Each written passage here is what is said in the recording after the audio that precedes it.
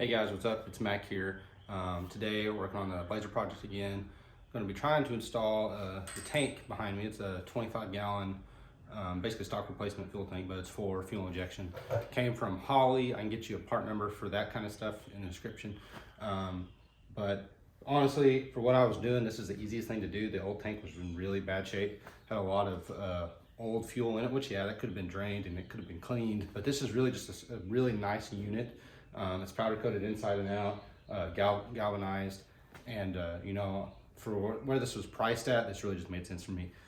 It came with a 255 liter per hour fuel pump, came with the fuel return, and I think portions of the filler neck. I can't remember exactly. We'll kind of see as we get into it, and obviously it came with the tank straps. But yeah, I'm going to mess with installing that today, and then also if we have time, which I say if we have time, this really shouldn't take that long, but we're going to try messing with the rear sway bar for this. And then, maybe later on we'll start attacking getting the front end, the front axle all cleaned up and ready to go underneath as well. So stay tuned.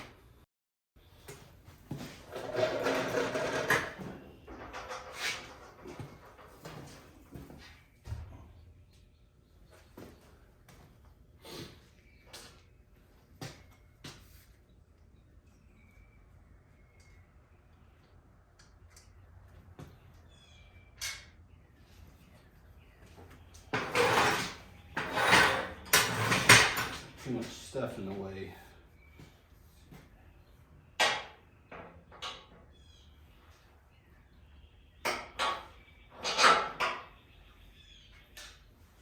Keep that on there for right now. Won't tighten anything down quite yet.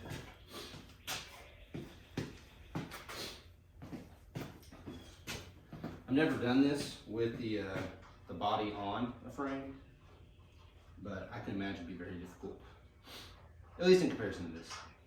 It's not just incredibly difficult, but there's just so much more room to work here.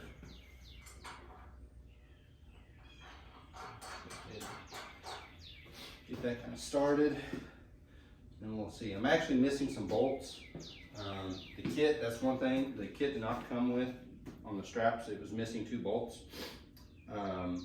Believe that they are 7/16 course.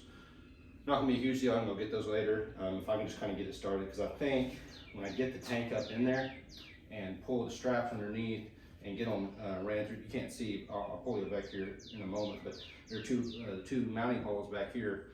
Once I get the tank in there, I kind of get the straps bent up into place and the threads and whatnot. It's not, because the tank is empty, shouldn't be a problem. The threads should be able to kind of hold it there, and it also just kind of wedge itself in there kind of thing. So we'll go ahead and see if we can't get the tank in here. Oh.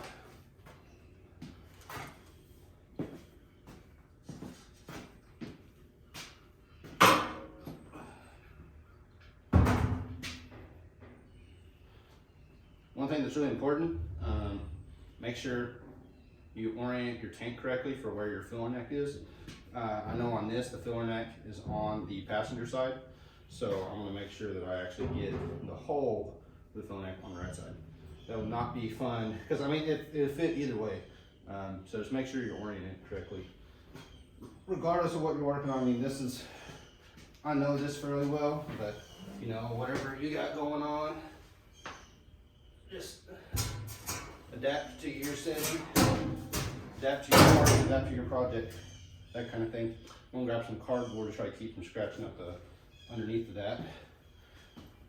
That's one good thing with getting a bunch of new stuff in. You get a lot of extra cardboard laying around, which if you're a car guy, comes in handy. Put it under a leaky vehicle. I definitely have a leaky truck out there that leaving a nice big stain on the driveway. So.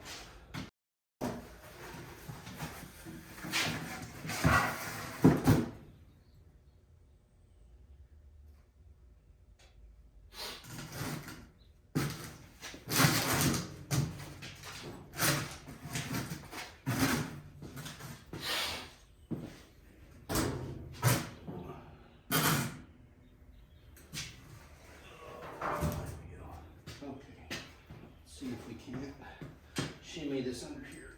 Of course, it's just gonna slide on the cardboard.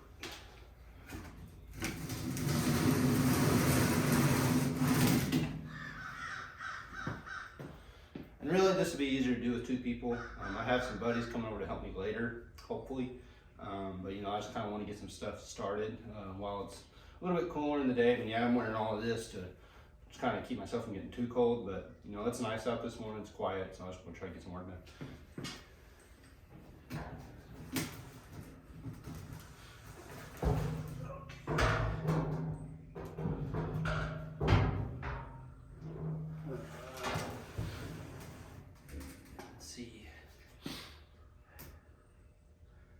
Has to be able to be set up to come in from underneath.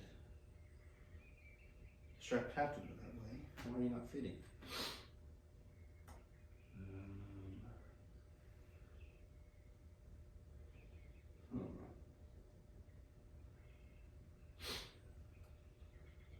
Because this is an aftermarket tank, probably are going to be some little fitment issues, at least in terms of, you know, any frame can be tweaked. I actually believe this frame is somewhat tweaked. When we actually pulled the body off, these rear body mount bolts here and here were actually where, because you're supposed to get at those from underneath, because it's just carriage bolts on top, just a round head, and we couldn't actually, I'll have to get y'all over here to show y'all, but this one over here is actually way off.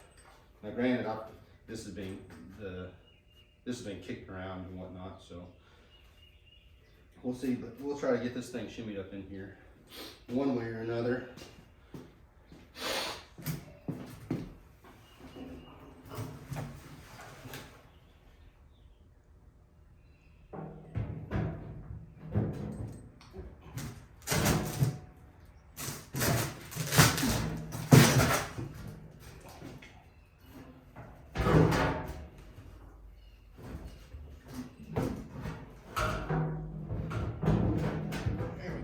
Somewhere off kilter. Don't know quite exactly what's happening. This whew. I may have been going about this the wrong way. I don't think it's actually supposed to sit inside the frame rail. I mean, obviously, tank will be up in here, but there's a little flange on it. I think it's actually supposed to tuck up under the underside. That may have been why I was having issues. We'll see. I'll try it that way, and if that's the fix, then should be good to go.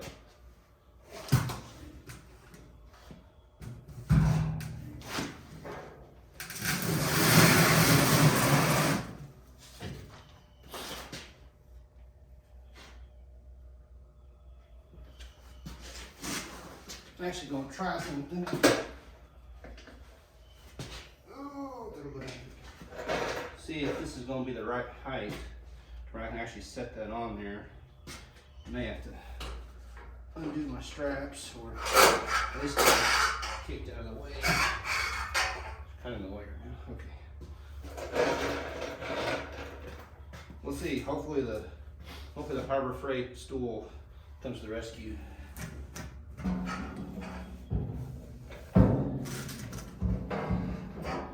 Oh, I think it's going to do it. Let me get around.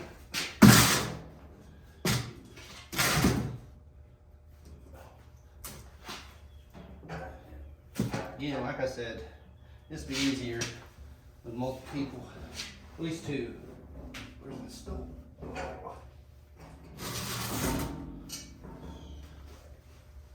Okay, that actually looks right.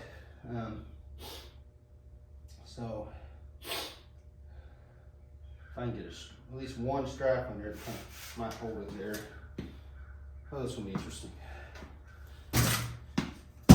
Make car friends make this easier.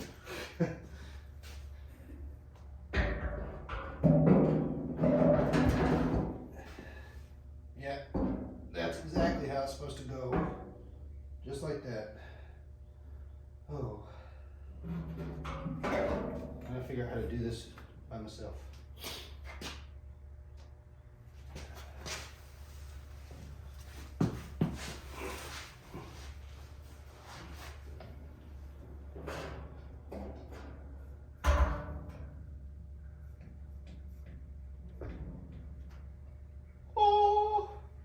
I don't know if you can see me down here, but that actually worked.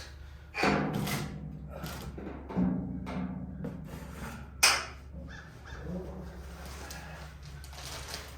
got me most of the way there. You still have ways to go, but I think I can at least get a strap under it now. Hopefully at least one. I'm gonna have to kind of rearrange here.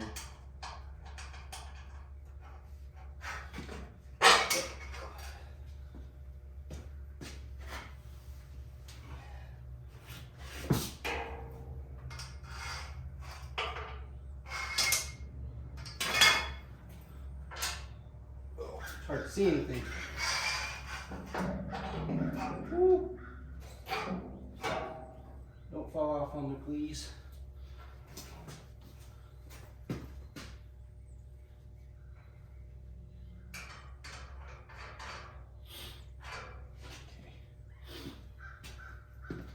Go over here and try to do the same thing on this side.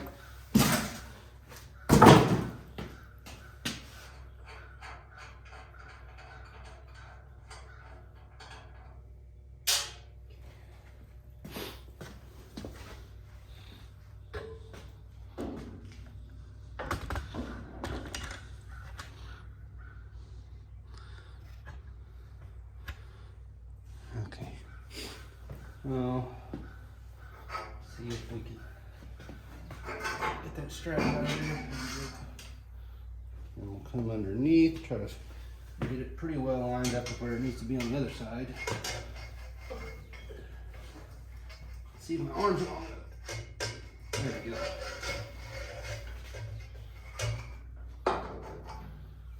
Okay.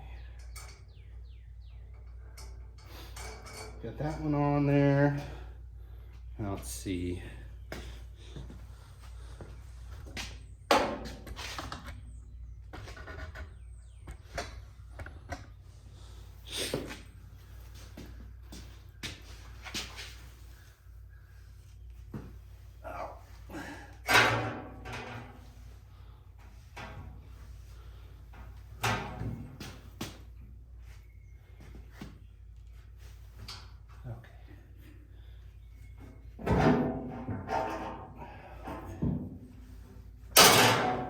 My little stool will just go a little bit higher. Be perfect.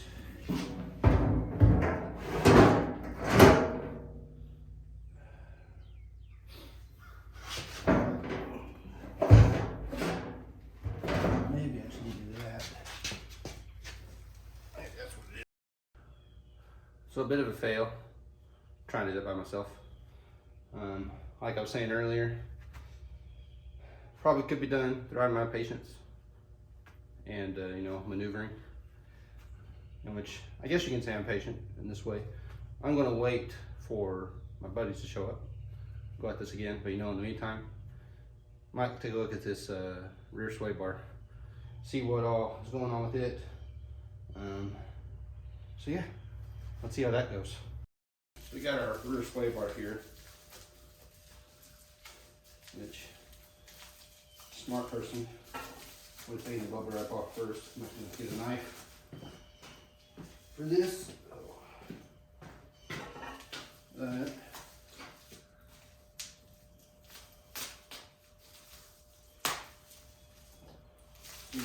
That's enough to kind of get us going. Maybe I'm going to cut through the whole thing. One small sliver will slide off. Oh, nice.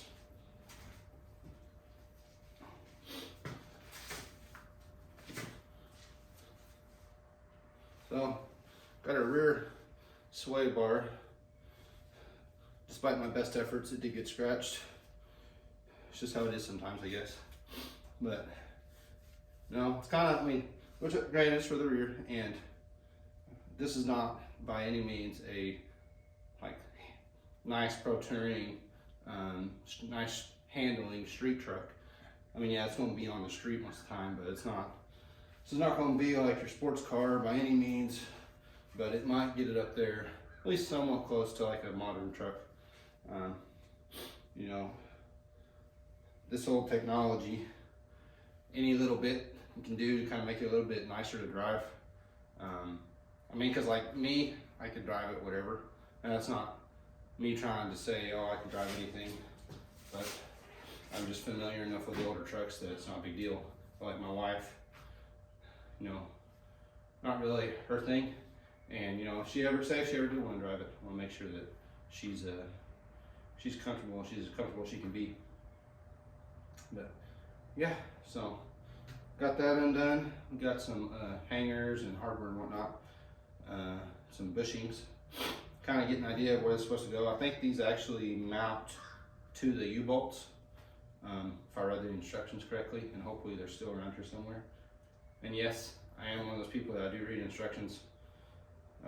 Too many times where I try to put something together based on my own understanding of it, and it failed, backfired, had to undo some work, and you know, I'll take the extra few minutes just to read some instructions now. But yeah, let's go ahead and see how this thing goes. Trying to get you all set up a pretty good view. So, go ahead and read some instructions here. All right. Bar may be positioned either front or rear of axle. Probably, scoot all back. Don't know if you can still see me or not. There we go. Am I in there? I think I'm in there. So, like I was saying, bar can be positioned either front or rear of axle. Probably in this case, I'm going to do front, just because make sure it has some clearance for our fuel tank and everything. It'd be kind of cut close. Normally use the front forward U-bolt leg with the bar positioned in front. So, okay. Oh, it's just saying in here, location of bar depends on interference of gas tank and or exhaust location. Oh, apparently front position is most common on short wheelbase vehicles, as they sometimes have gas tanks located close behind the axle. Okay, makes sense. Exactly what this is made for. Remove. Okay, that's all just instructions. Okay, so before we get too far into it, this sway bar kit came from LMC Truck. I kind of know that opinions differ on them, on their quality. You know, honestly, for what they do, I don't know of anybody else or any place else besides the junkyard that you can go to find exactly the stuff that you should need. Now I say should. This is a really good example. This bolt right here, the upper or the forward, I guess it'd be the hanger bolt for the rear leaf springs. The bolts they send are too long. They actually hit the frame rail. I'm gonna try to make note of all of those little things like that I see, because the suspension's been the biggest thing, which I mean, that's really, I guess, what I've worked on so far. But a lot of the bolts, they're not the right setup. Whether it be from LMC Truck, you get something from eBay, the front leaf springs, the rear mount, the mount that runs through the frame rail, those, I don't even really know what the technical term for those are, but those bars, I'll just show you real quick while I'm thinking about it.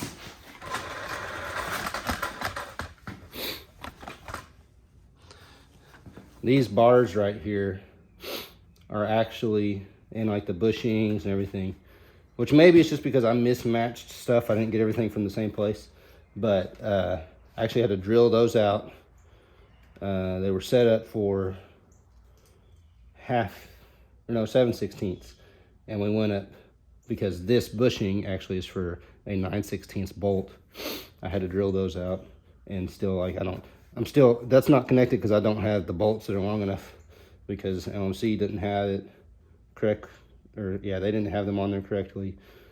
And so, and that's actually something I'm gonna have to order bolts, because local hardware stores, they're too long, the ones I need. They just don't keep them in stock. It's kind of a special order kind of deal. But keep them going off on too far on a tangent. Go and come back over here. So there is drilling required for this to mount the bushings. Really shouldn't be a huge deal. Let's get ourselves some tools to get that U-bolt off. But before we go too far, we'll check and see which U-bolt actually needs to come off.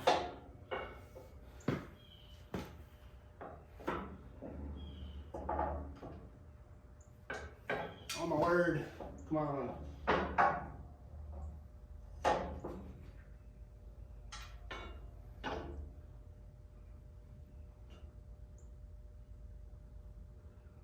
Well, that's interesting.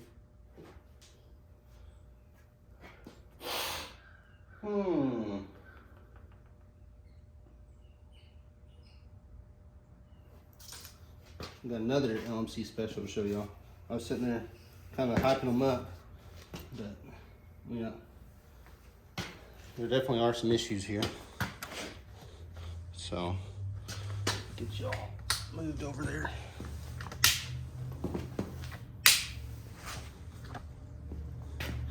So as you see right there, pretty well lined up to go on that that U-bolt. Come over to the other side. A little bit of a different story. I'll move these out of the way. Hopefully they don't fall down. But yeah, see how far off that is? Now granted, I mean, I don't know. I honestly don't know. I don't know. Yeah. I don't know if this is maybe for a two-wheel drive or something. But this should make a difference on your perch width and where your springs actually mount to the axle. That should all be the same, if I understand correctly. I don't think it'd be any different. And I don't know how in the world you would bend that sucker to actually fit.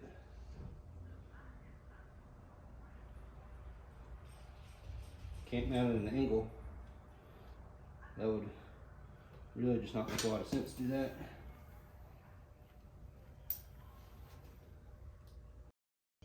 Adapter plate. And maybe what I'm missing here. It pays to read all the instructions. Make note of that. So there's actually a little adapter plate. Just go ahead. Sit down under here.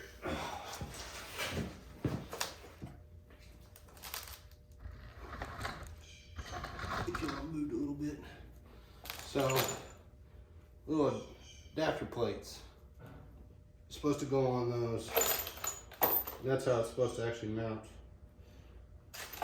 That will make a difference. Now let's see if I can set this down and not fall off again. Kind of scared. Oh.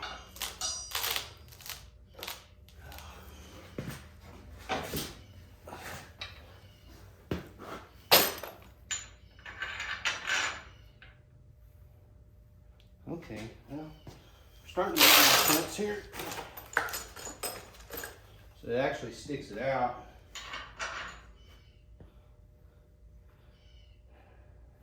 And then, I guess, put those back on. Maybe I'm gonna reach it. There we go.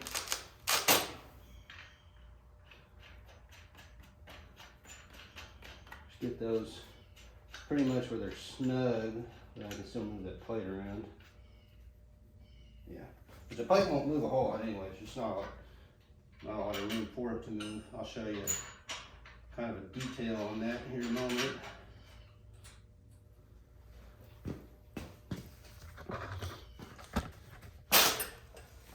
So that's kind of what it looks like with the adapter plate on there. Well, you can see what I'm saying, where it can't move a whole lot. I just have this snugged, and I mean, it's just got that much movement because it's sitting between. It's in this valley. So same thing on the other side. Kinda. All right, so now, gotta be some bolts that hold that thing on there.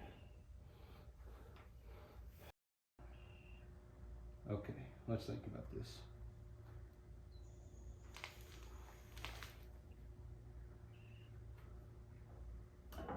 Aha, that's how it works.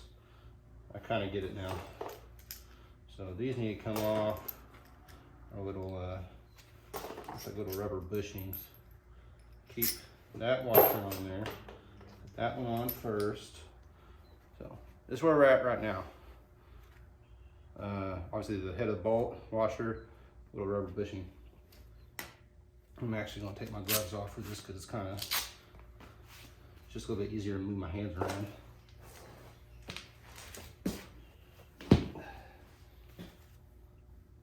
We'll come in through here, kind of seats in there. Other rubber bushing up on top, come down.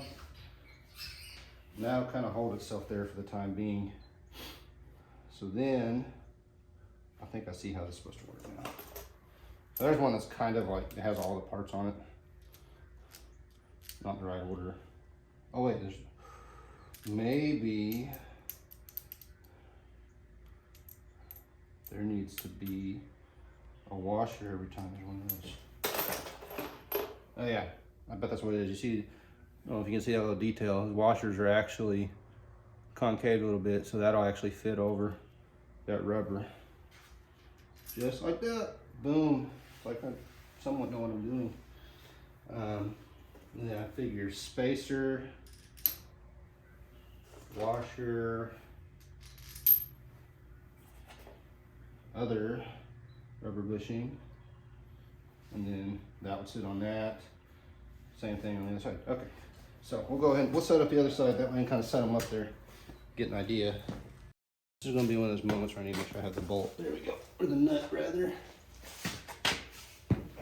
We got our nut there, so we'll just assemble this backwards. So again, rubber bushing, which thankfully the rubber bushings kind of hold themselves on. Washers are not quite as friendly, neither is this little sleeve spacer thing. Oh, come on, there we go. Hold yourself on there. Set that in the hole. Hey, it's kind of holding itself somewhere. And washer, and are we missing? Oh, no,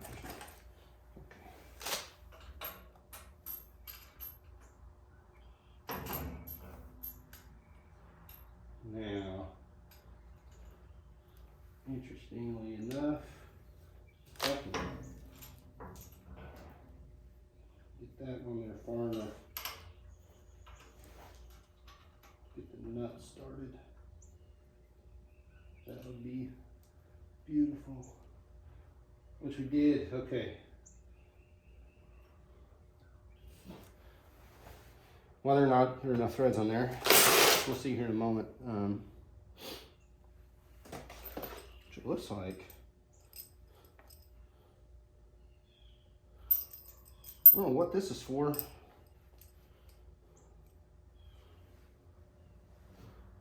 We'll see here in a moment, I guess. Maybe it's if you have a longer setup, but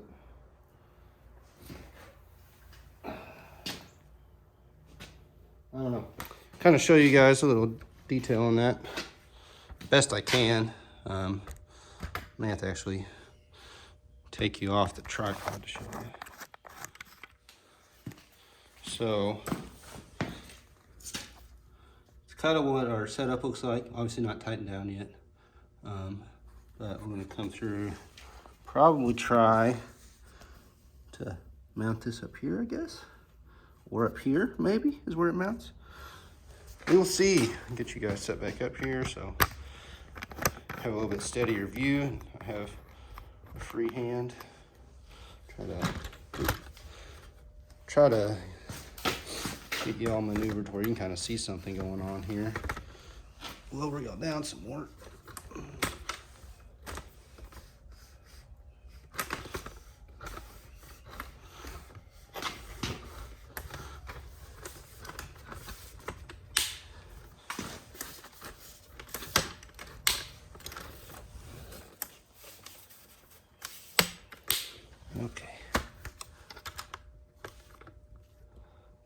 I think it's really about as low as I can get y'all.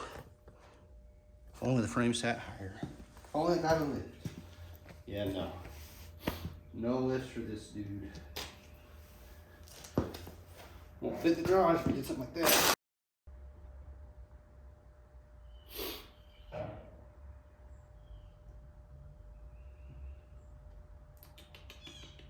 Let's go ahead and get our bushings actually on here.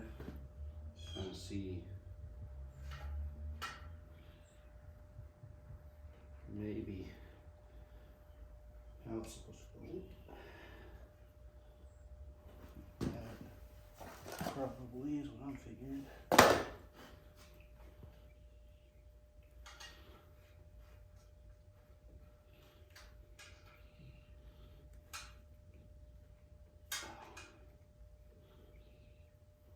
It's a little bit tighter than the one I was hoping.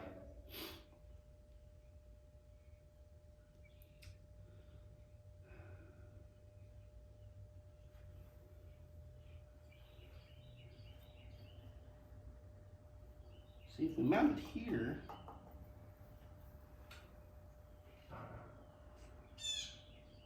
it goes through 212. But there ain't no way it can go in the back. Absolutely no way.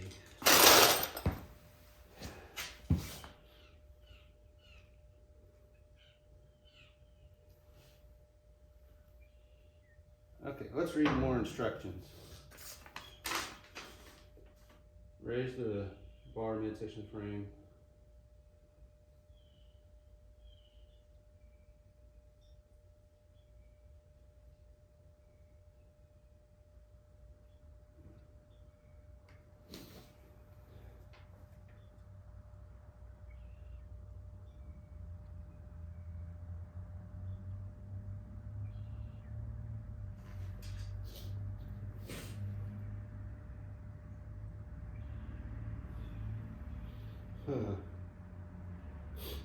Doesn't really say where it's supposed to mount on here.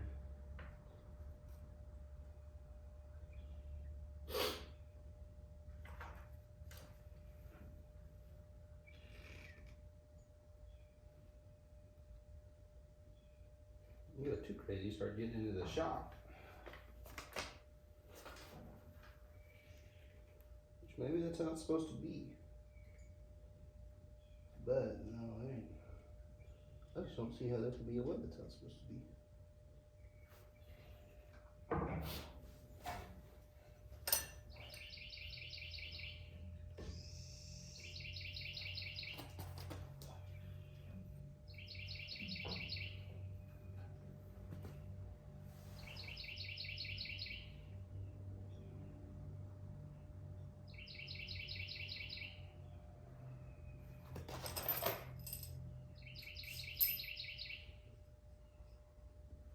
I'm still very curious about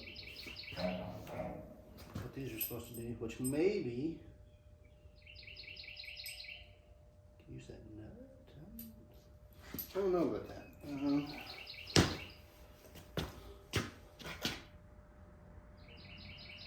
No.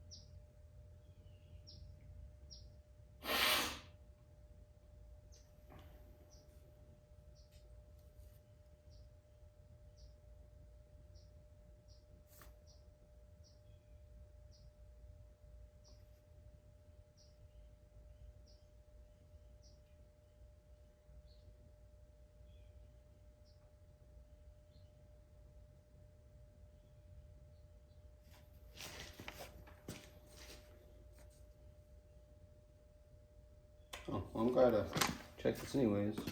Not that I'm not sure this is going to work. I actually did one of these wrong. Because I wonder if it's showing. It's the one on the inside, so it's the one that takes the most effort to get to.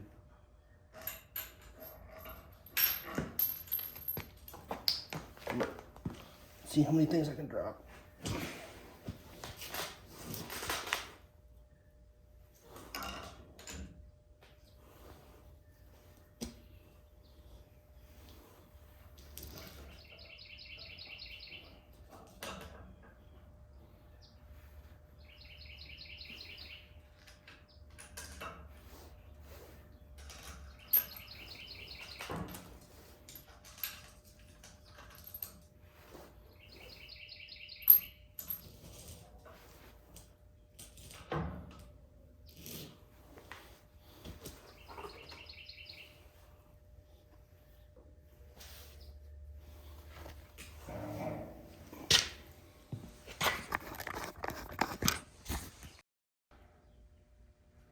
So managed to get the fuel tank in by myself. Not fully installed yet. I only have one strap on there right now, but it's tightened down pretty good, so it can't fall out. That was pain. Only reason I even went to that is because I'm kind of lost on the sway bar for right now. Might have to look into, does it need to be a longer space or basically longer end links to get it to sit where it's supposed to? Because right now, it's probably a solid 7 to 8 inches off. Now, granted, this is unsprung, so once it actually has some weight on it, it might be in a better spot. Maybe I need to wait until then to do that. Probably makes the most sense. At least in terms of like fully tightening it down and everything. I just gotta make sure I don't lose track of all the hardware for that. May have jumped the gun on that a little bit, but I'm really kind of focusing on suspension stuff right now, kind of building from the ground up. So it just kind of made sense to me, but that might be one of those things that for it to do what it's supposed to do and help with the handling, it probably needs to have the full body weight on there before you really locate anything. Because right now it's probably sitting up, I don't know, maybe 2-3 inches higher than where it should be. I don't know. But yeah, we got the tank in. I'm gonna mess with fuel, the pump, the cylinder, return line, all that stuff, and kind of see how that goes. And then I'll make a trip to the hardware store to get some more bolts for that. I have just a little gauge that I just got at the hardware store.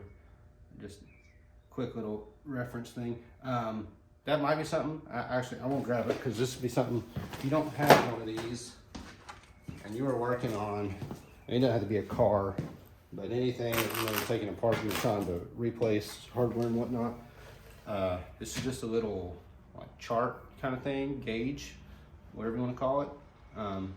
Makes it a lot easier to check stuff. But yeah, kind of get into it and see how it goes. All right, so we're here at the end of the day. I did kind of skip over a few things. There was a lot of downtime today. Did run into some issues with a few things. Sway bar is one of those. I'm gonna have to tackle that probably another day. Probably wait till we get the body back on, get that weight back on there, and hopefully kind of see where that's supposed to go. I did look at the instructions again. There actually was a diagram on the back side that's kind of showing how it's supposed to go. I kind of had an understanding of how it needed to go anyways, but it doesn't work. That's really the best way I can put it. It's not lining up with any mounting points that really make sense for it. Once we get the body back on, I'll probably look at it some more and see, maybe did I order the wrong kit? Did I receive the wrong kit? Something like that. I don't know. I don't want to call it just a complete fail yet, because like I said, I think we probably need some weight on here to be able to fully kind of get that set up correctly. We did get the fuel tank all set up. We got Cole and Jordan were here. They helped me get the other tank strap in. I didn't video all of that. I did end up getting the one side in by myself. It was a struggle, I will say that. Definitely I think it was just pure luck that I was able to get it by myself. I'm just gonna say that. But did get it installed. Got our what's this called? Fuel sender. Yes, fuel sender set up. Had to trim it up for our tank and depth and whatnot because it's kind of a universal setup. Obviously the tank's not, but a lot of the equipment sent with it is pretty much more universal. Got our fuel pump in. That was simple, just trimming some tubes and whatnot to get it to be the right depth. Got the filler, the base part of the filler neck installed. Really, none of that was a huge deal. The gaskets, the cork gaskets really don't match up super well. The fuel pump gasket wasn't that bad, but the fuel sender and the filler neck, basically the holes just didn't line up. You'd have 2 holes that lined up, and then the rest just, you had to basically screw through the cork to get it to go into the tank and actually thread in and whatnot. Not a huge deal. I mean, really, it's not a major deal to thread through the cork. Try to be careful to make sure that none of the cork actually made it into the tank to cause any contamination whenever we do add fuel. Did our best with that. I mean, obviously there might be something in there, but we're gonna hope for the best on that.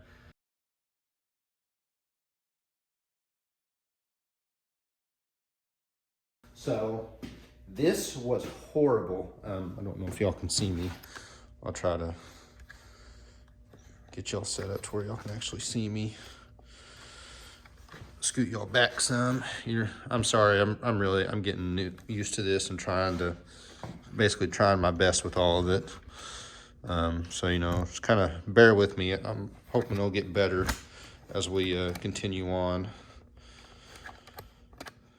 And if the camera falls, I'm sorry. I'm trying to make sure it doesn't do that. But yeah, this was horrible. Now, granted, 40-something-year-old truck, I almost 100% believe this has never been serviced. I'm not an expert on these at all. And that's one thing I try to reiterate every time. I am learning all this stuff as I go.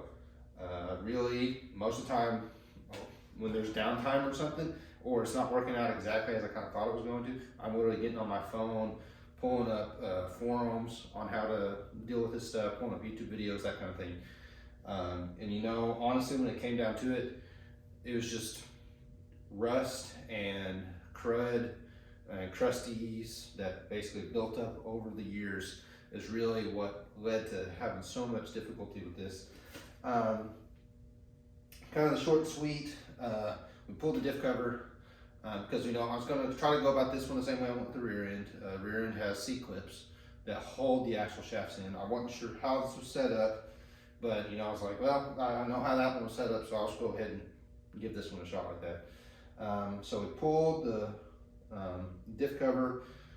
First off, it looked very similar. It had the carrier, had the pin that ran through the center. Now the axle shafts were not actually like resting up against the pin. And that was kind of my first thought of like, you know, maybe this is set up differently. And you know, that pin is held in with a bolt. Now the bolt on this one's a lot smaller than it was for the rear end. That bolt, this is kind of one of my first signs of, you know, thinking maybe this has never been serviced. That bolt, we could not get it out. You know, I'm probably going to try to get this thing rebuilt. I think the only solution is going to be to basically drill that bolt out. It was a 3/8 head, so I don't really know what size it is. It's a small bolt, but it basically, anytime we put a wrench on it, it would strip it. I actually have some sockets that are built specifically for almost stripped heads, that kind of thing. They have little plastic nubs in them. Not plastic, they're steel. Little pins, I guess. Get one, kind of show an example of it.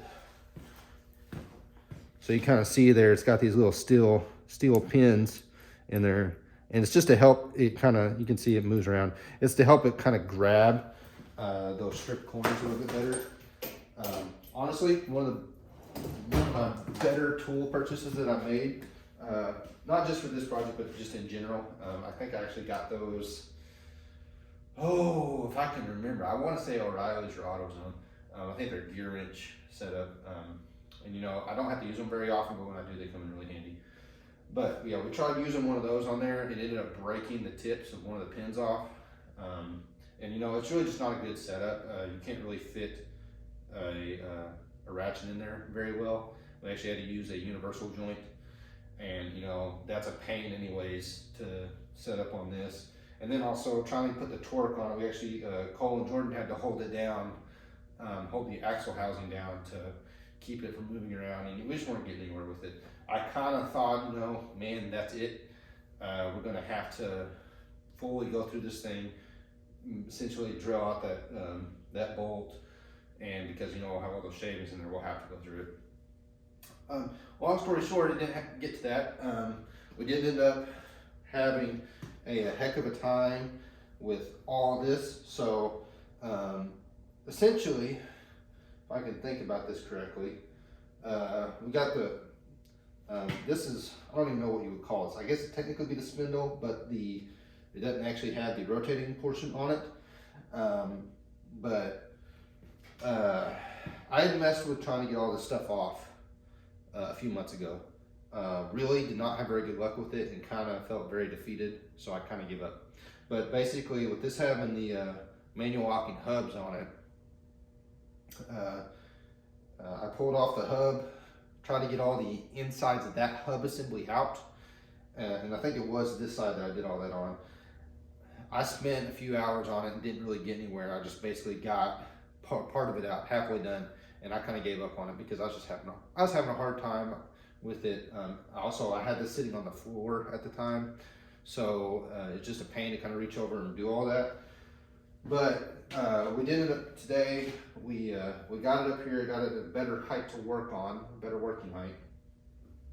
And we'll say, I do not recommend this to anybody. If you have a lift or something, which we do have one sitting over here, it's going to be a little bit of work to get it out and get it over here to where we can actually lift this up onto the sawhorses. Use a lift if you have it. By no means attempt to do this by yourself. Really, 2 people is already, I mean, you're pushing it with 2 people. The 3 of us, it was a bit of a struggle getting it up here. Just because, you know, right now it's really not that bad, the 2 ends, but when you have all that weight on there, and we took out the center link so they were not in unison with each other, you have those flopping around, however much weight that is, 40, 50 pounds, we'll say. It just makes it very difficult and really potentially very dangerous. You know, we did it just kind of as we wanted the quick and dirty way of getting it done. We did it safely. I say safely, we did not hurt ourselves. We may be feeling different about that come tomorrow, but you know, honestly, not that bad. But if you do have a lift, I would highly recommend using a lift or some kind of hoist to lift this up if you intend to get it at a higher working surface, that kind of thing. But we got everything off. That was a heck of a time doing that. I'm actually going to put on some gloves because I already finished washing my hands, and my hands have already gotten really dry from all the soap that I've used today. So I don't want to have to do it again.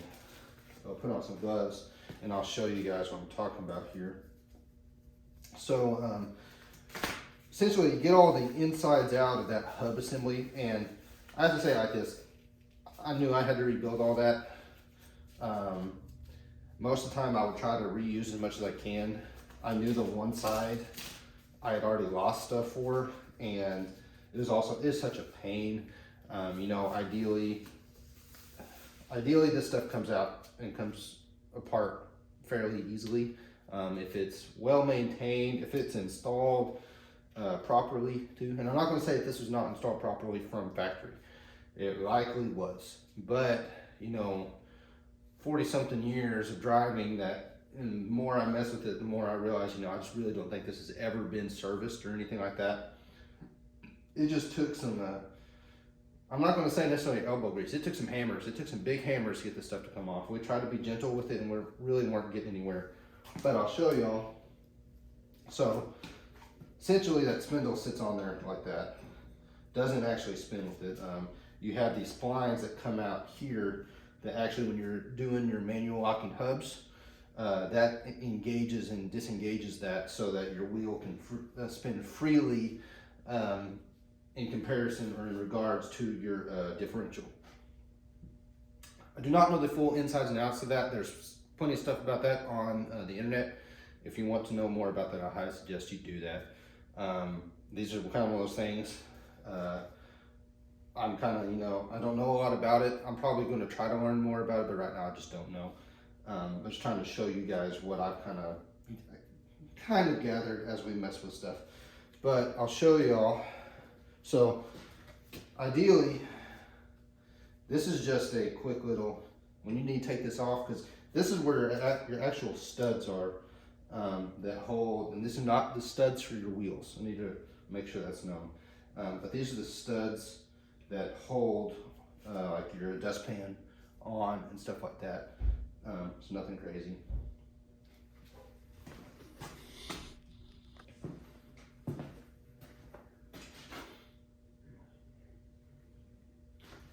Had a little bit of a technical glitch there. We're all back now, we're all good. We're talking about spindles and whatnot. So this spindle was in such bad shape because honestly, when this is properly serviced and whatnot, and we watched the video, that's the only reason I know this. We watched the video of a guy dismantling and disassembling this, and he literally just came up, click, click, pulled it right off. That was not happening by any way, shape, or form. We had to take a big hammer to this, and I want to say this, I want this to be known. We took precautions going this. We did not go into it immediately smacking it with a big hammer. We did every little gentle thing that we thought of, as far as, slowly trying to pry off, dead blow. I even took a little Dremel, because where you can actually see on this parts of where the Dremel was, this mating surface went straight up into here, and that OD, the outer diameter, actually went into this little bore. So we tried to be very gentle with all of it, but it just wasn't having it.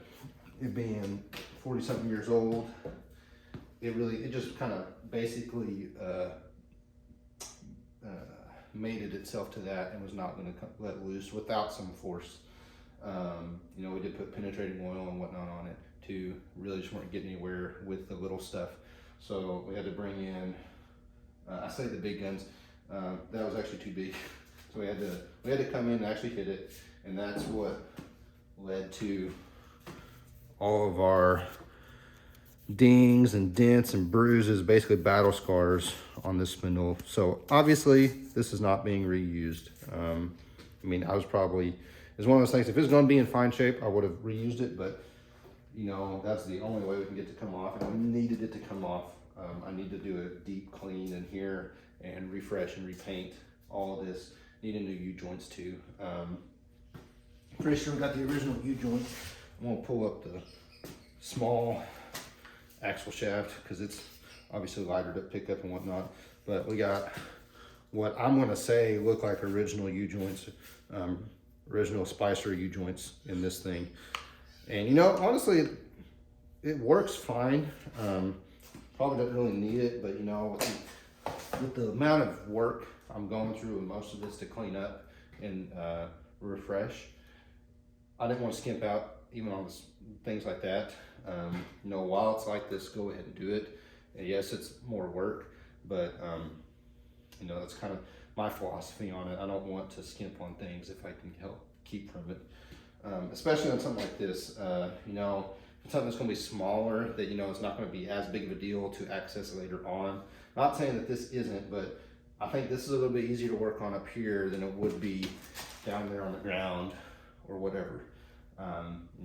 Just made it a little bit easier, and obviously too, getting all this refreshed was not going to make any sense to do with this axle underneath the truck. But yeah, we're going to end up doing, I don't know yet as far as like hubs where we're going to be running. I'm pretty sure I made this point kind of clear that this truck, really the four-wheel drive aspect of it's not going to be utilized very much, if at all. I'll engage it obviously to lubricate everything up every once in a while, but that's really about it. I mean, honestly, this is going to be a nice truck to drive around, cruise around in town. And because I don't want to do all this and go beat it up. If it was if I was building this to go off-road, to handle the abuse, then it'd be a different story. I would want to flex its capability and see what it was made of, pretty much. But with the direction I'm going with it, it shouldn't make sense to me. And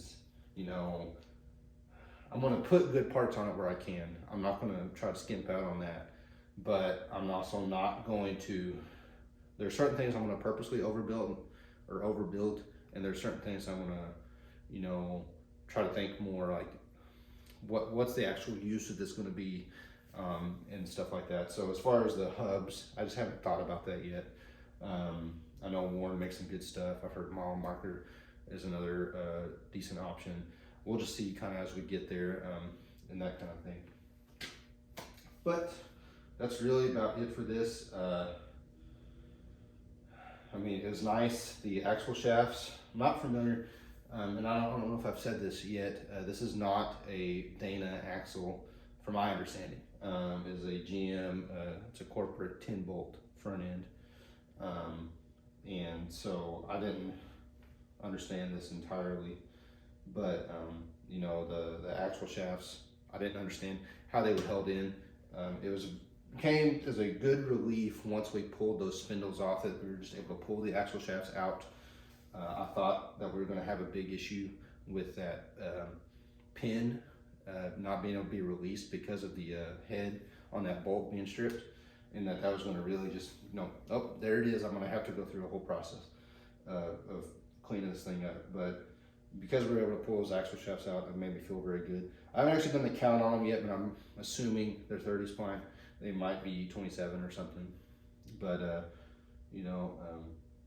that's one of those things too, because I don't know if it's going to be engaged a lot necessarily. I don't know if it's going to be, what's going to be the better decision to make to upgrade axle spline count, if I can. I know there's some of the stuff that they actually don't offer for, and I'll be perfectly honest about this. I have not looked at upgraded spline counts for this axle. I know a lot of people make the swaps to Dana 44s or 1-ton axles, basically, like a Dana 60 or something. Again, if I was going that route, I would do some of that stuff. Because I'm not going to be running massive tires. I'm not really going to be doing a lot of off-roading and stuff like that. I didn't really see the need in going that route. I think the stock setup will perfectly suit my needs, not just for the front end, but for the rear end as well.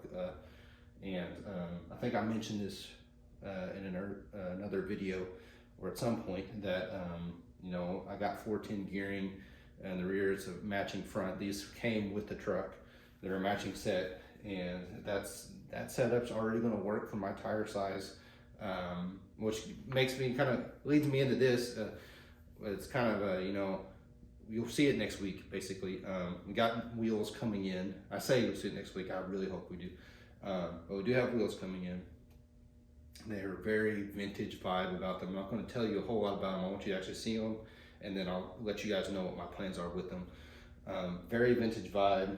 Actually got them on eBay, and I pulled the trigger on them pretty quick because I wasn't sure if I was going to be able to find another set, essentially.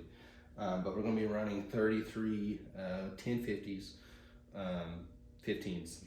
That's the only clue I'm going to give you on the vintage thing, is they're 15s. They're not 16 and a halves.